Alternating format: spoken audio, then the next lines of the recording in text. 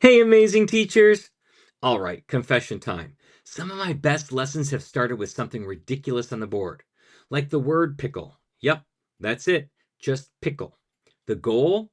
See how many times I can work that word naturally or unnaturally into class. The students catch on fast and start counting, laughing, and secretly listening closer. Suddenly, they're paying attention. Not because I begged them to, but because they want to catch me saying pickle again. And yes, you can totally pull this off in your target language. It's silly, it's simple, and it's basically CI gold. Here's how to make it work. Step one, pick a fun, school appropriate word in the target language. Something weird enough to stick out, but not so weird it derails the day. Think banana, unicorn, or robot. Write it on the board with a dramatic flourish. Tell students today's word is banana. Let's see how many times I can use it today.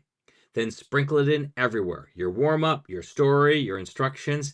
Take out your banana notebooks. Who's ready for the banana story? It turns into a running joke. And bonus, they hear that word repeatedly in context without you drilling it.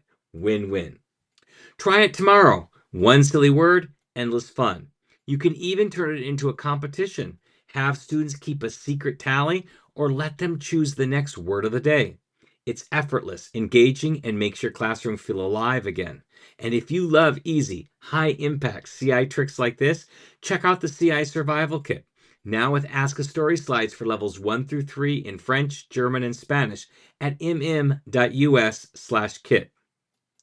Because whether your word is pickle, unicorn, or taco, you deserve lessons that make language learning as fun as it should be. Happy comprehensible input.